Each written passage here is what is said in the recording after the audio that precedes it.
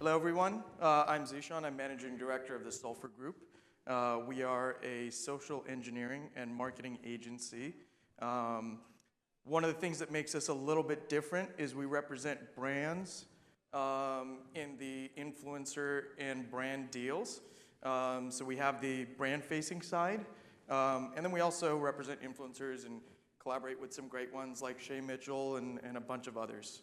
I don't know if there's a way to get the slides to actually show the whole thing, the format. It's a little bit off, but that's okay. So anyway, I'm kind of going to act like a teacher, right, and tell you guys what to do and not do. The first thing, we're going to go through a few do's and don'ts for brands. The first one for brands is define your audience. So there's a lot of brands out there that go and pick influencers, and they say, okay, you got to figure out what influencers to pick.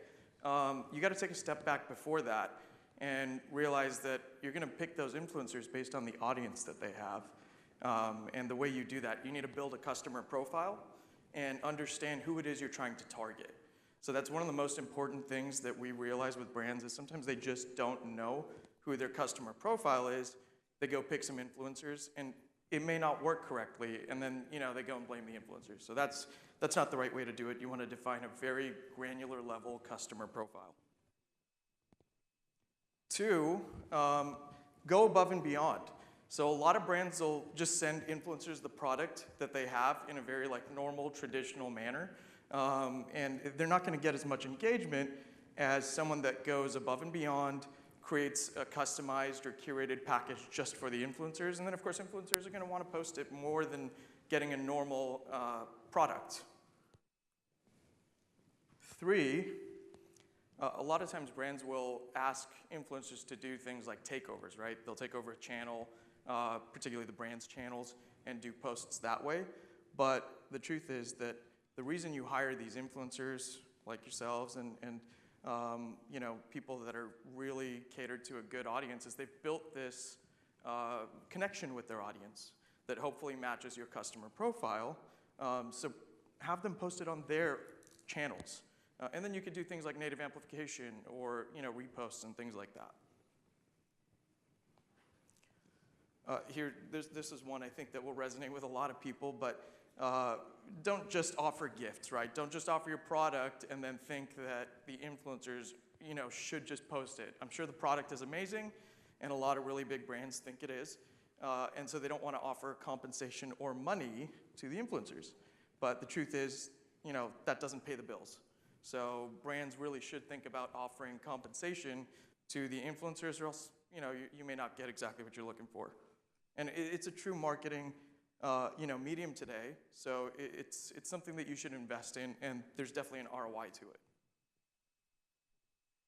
5, so this is something that we're starting to see a lot, but influencers will grow their audiences, and they'll get some great reach, amazing followers, and then as soon as they do and they start getting brand deals, all of a sudden all their posts become sponsored.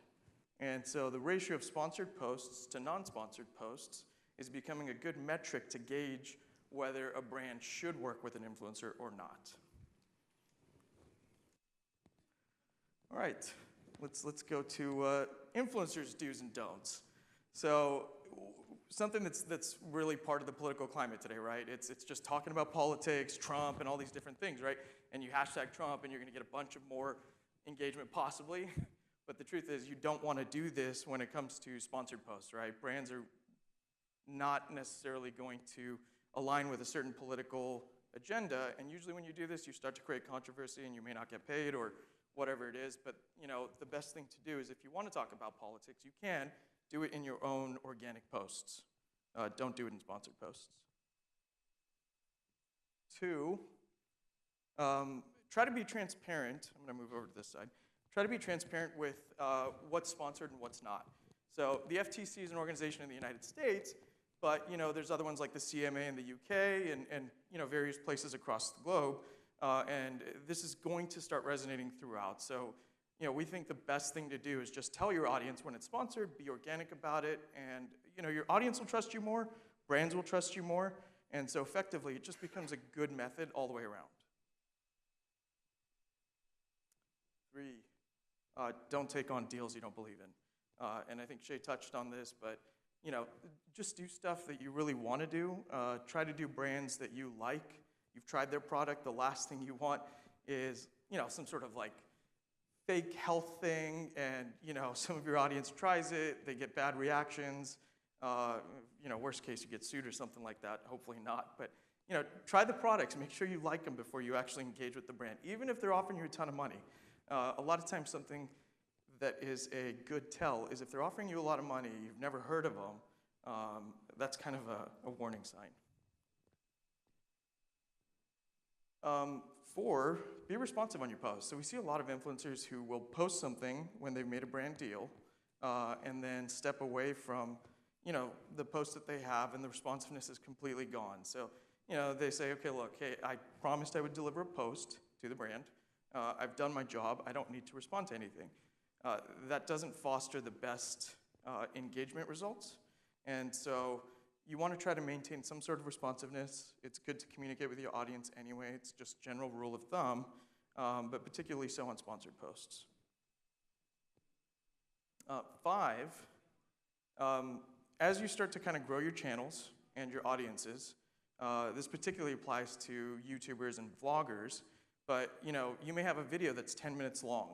And in that, if you include an integration with a brand that's maybe 2 minutes or 3 minutes, make sure you define to the brand, right, that they can only revise that 2 or 3 minute portion and not the whole 10-minute video.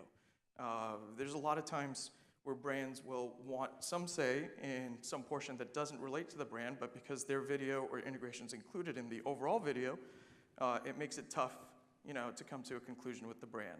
So you want to make sure all those guidelines and everything else is set very clearly. So these are just kind of some of the short, easy things that we're seeing, come across, but just makes for good practice when you're doing brand-sponsored deals for influencers. And I'll open up questions if anybody's got any. Questions? Anyone? Okay. Yes? Ah. Mm-hmm.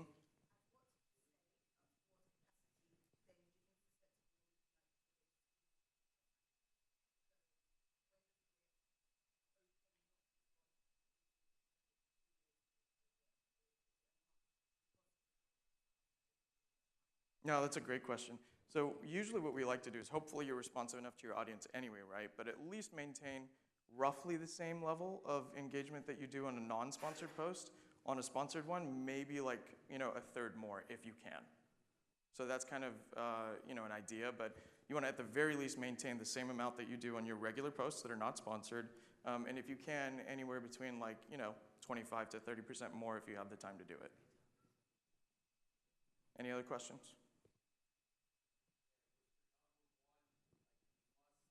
Do. Must do for brands, influencers? Yeah. No, for influencers working with brands. That's a good question. The number one must do. If you just had a number one must. Yeah. One shot. I say keep it organic, right? Try to make it not so sponsored and ad-like and spammy, because that's going to be good for the brand that you're working with and the partnership deal that you have. And then second, it's going to be good for your audience too. Sure.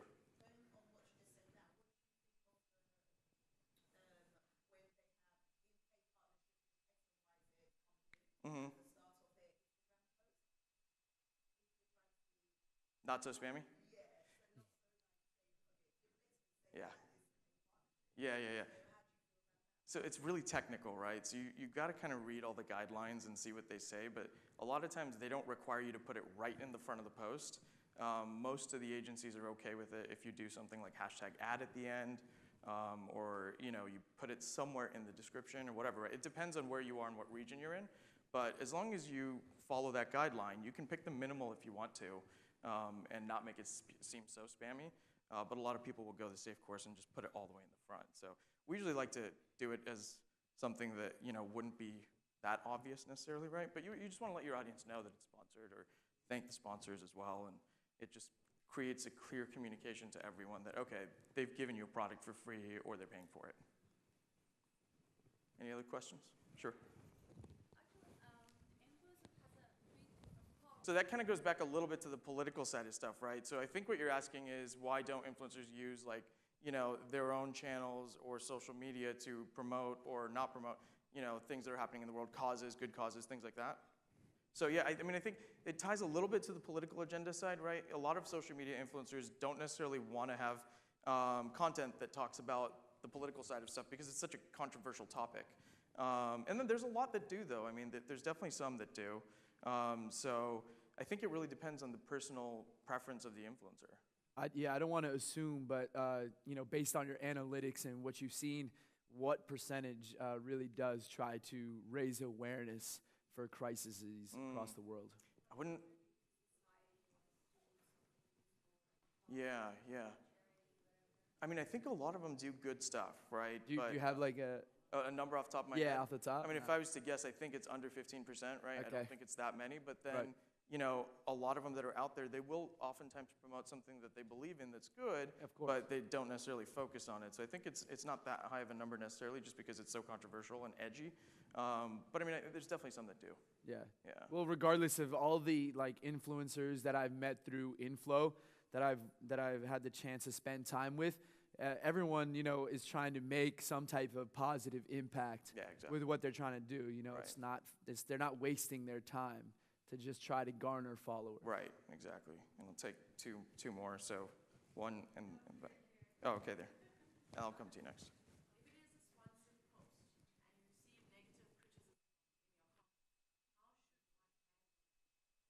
I think what Shay said is actually really good, right? I don't think necessarily that responding to it is the best thing to kind of promote it.